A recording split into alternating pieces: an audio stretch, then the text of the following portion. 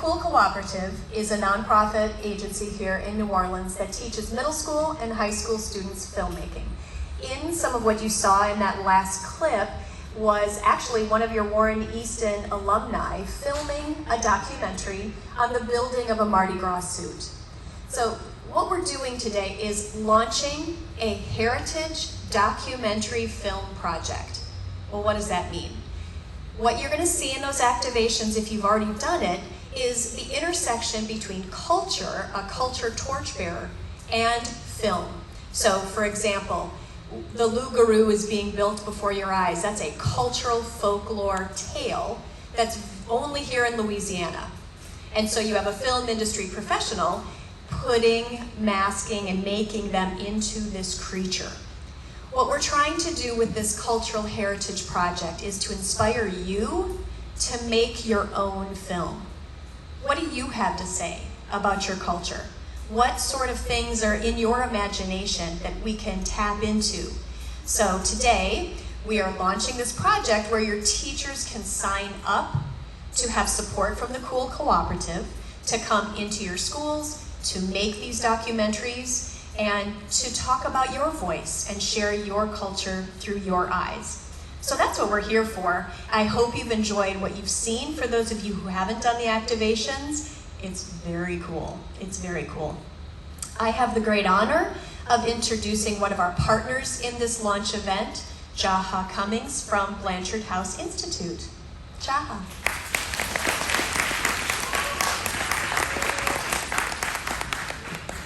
Thank you so much. Everybody, it's so good to see you. I want to give some context to why we had the Assistant Deputy Secretary General of the UNESCO. Louisiana, its wealth is in heritage and culture.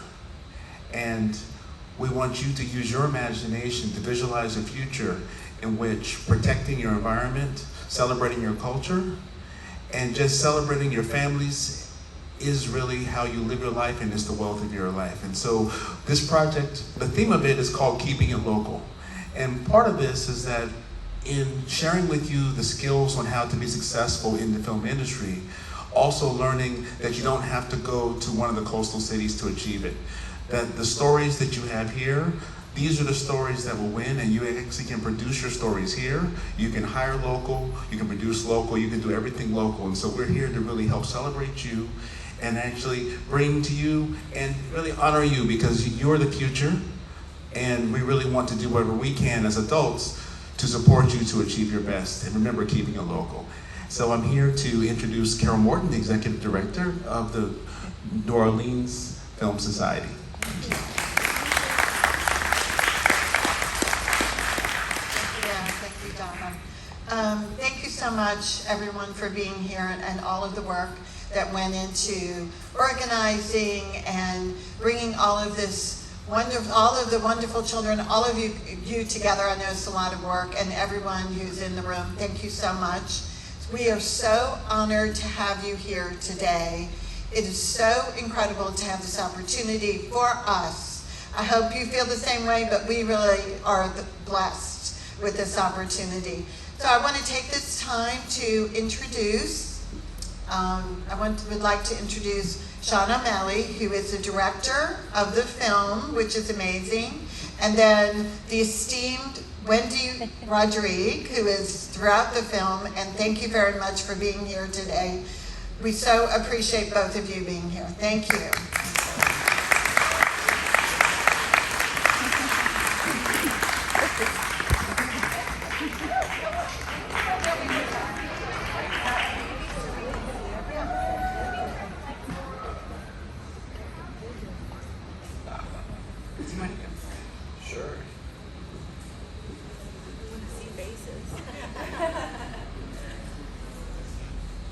Well, I'll go ahead and start while they're working on lights. Okay.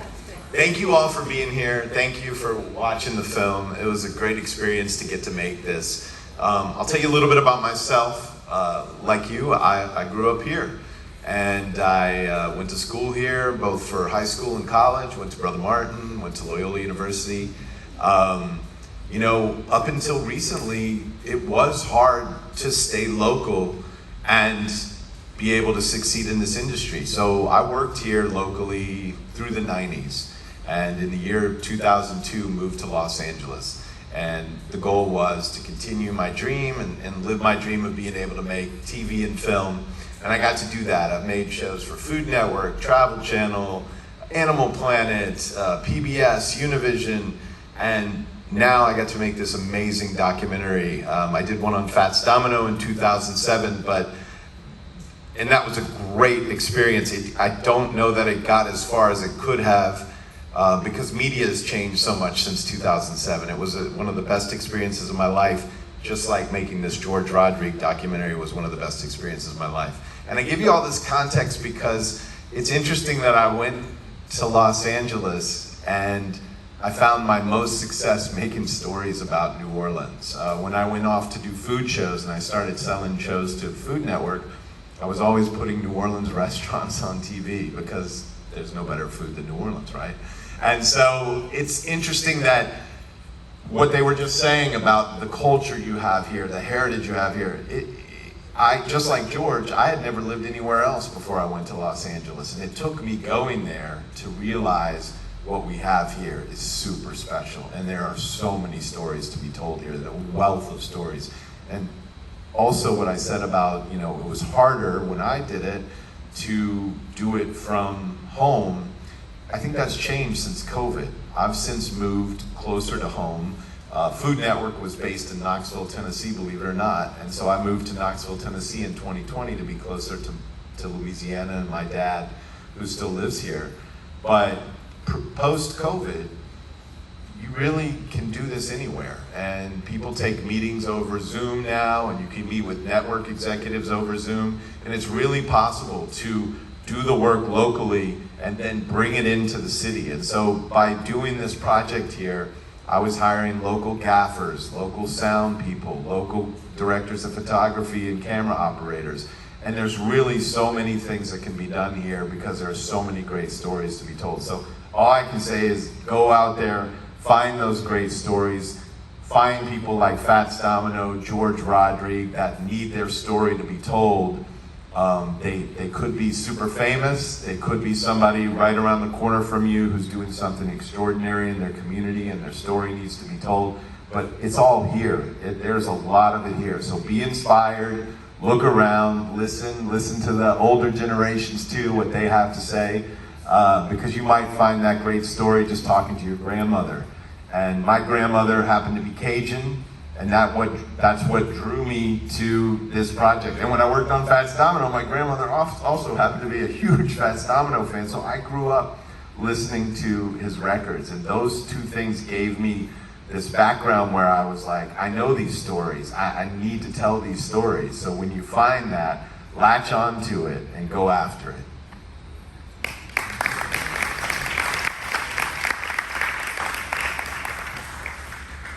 I felt the need as I was watching the film again, which was all new again for me. It's interesting, I can't seem to be able to detach myself, like to become objective in watching it, because it's my life.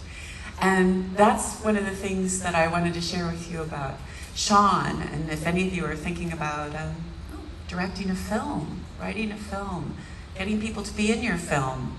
I didn't want to be in this film. In fact, I had pretty much made up my mind to walk away. I didn't want any part of it because it's not my film, right? The film is other people making the film about the life of someone I love and my life as an extension. Boy, that's scary. How do you make up your mind to do that? And the way that you do it is through human connections. Because it was when I met Sean, who I had not met previously when I was gonna bail out, that I changed my mind. Because he was honest. He was honest about challenges. He was honest about his feelings about the project. I found him to be sincere. And the other thing was, he listened to me.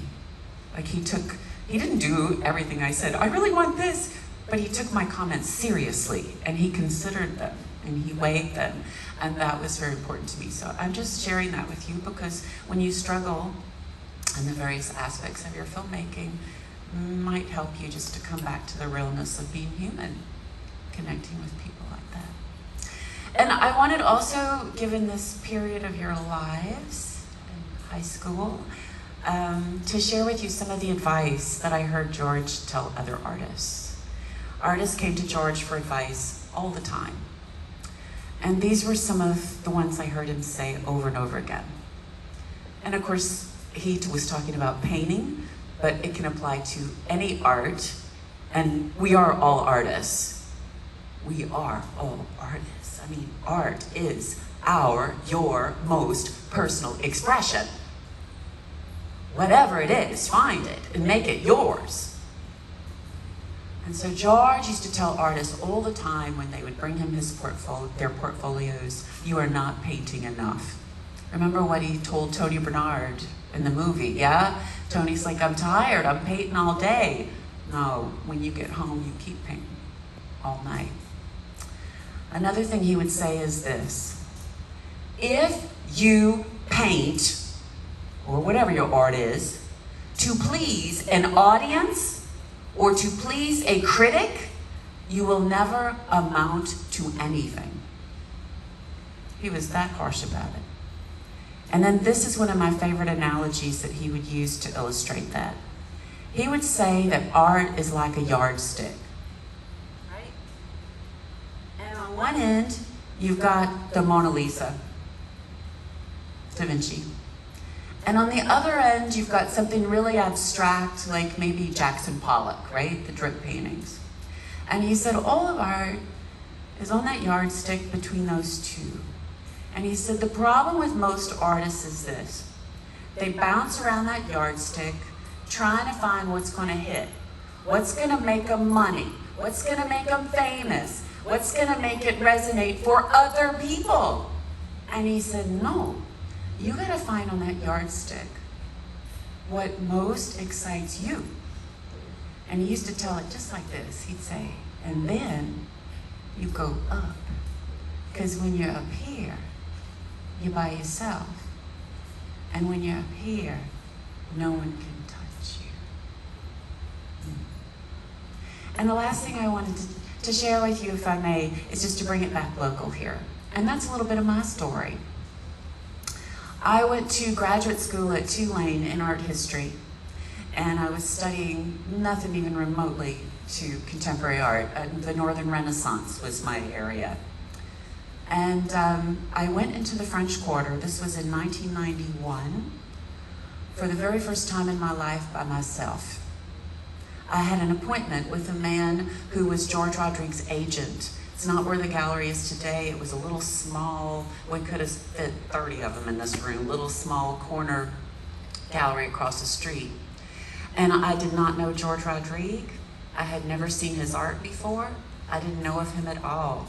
I had a meeting with his agent on an unrelated matter, arranged by a friend. And I walked into the gallery, and no one was in there. And George's Cajun paintings were around. But I can't tell you which ones. What I can tell you is this. At the end of that room was this giant painting, this giant loup-garou painting, which is featured in the film, of the dog, really huge with these crazed yellow eyes and this chartreuse green background. It was the one that we talked about as being the first painting in 25 years without a landscape in it. It's 7 feet tall. And I walked in, all I could see was that painting. Again, I'd never seen a Rodrigue painting, a blue dog, nothing in my life. And I walked up to it, and I was looking at it eye to eye, and I was blown away at the communication that this thing resonated. And the man I came to meet came out, and he said, "What do you think?" And I said, "What is it?" I didn't even recognize it as a dog. And he said, "It's the blue dog." And I said, "It's the greatest painting I've ever seen in my life." And you know what he said? He said, "I hate it." And he said, and George's friends hate it. His collectors really hate it, right? Because they want the Cajun paintings that you've all just heard about. The critics hate it. And I said, I don't know what to tell you. I can't stop looking at this painting. I want to be around it. It's fantastic. And you know what he said? You want a job? Y'all, I had 2 months left in grad school and I dropped out. I dropped out to be with that painting. I dropped out because what was I in school for anyway? What if the job was gone? And my whole life became my life.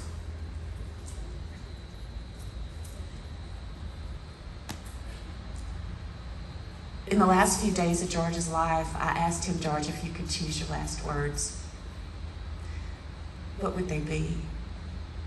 Because even when we're sick, right, we don't know our last breath. And these were not his last words, but this is what he said without hesitating. He said, enjoy life. That's my wish for you. Thank you for letting me visit with you.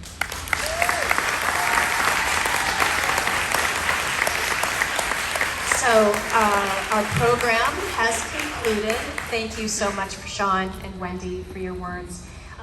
If I may just say a couple real quick thank yous. You saw some of our partners making this happen today. You will see them again with our installations out front. If I may have my COOL Cooperative students stand here real quick in the front. So students in the room, if you see any one of these individuals and you want to ask more information about what we do at the COOL Cooperative, they're here to help you and guide you through the activations. They are awesome young collaborators and they met just doing this work together. So quick hand for the COOL Cooperative.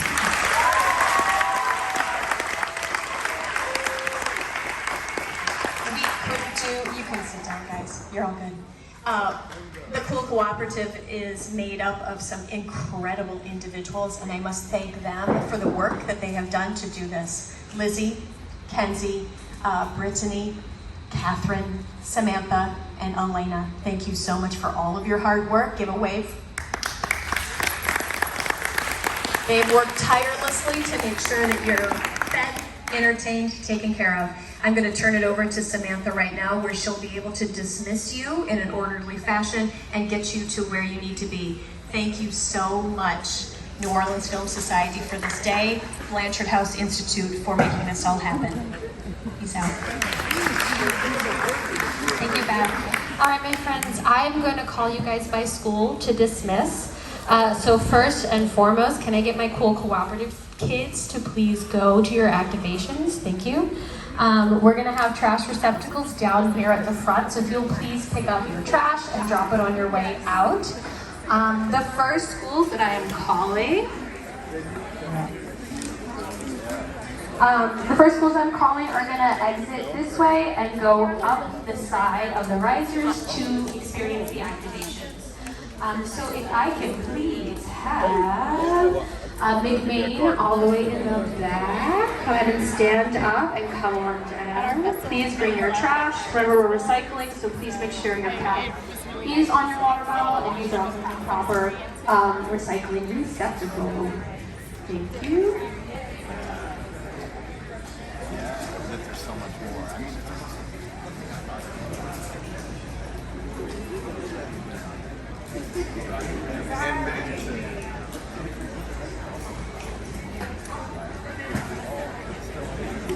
Wonderful. Next, can I please have bricolage?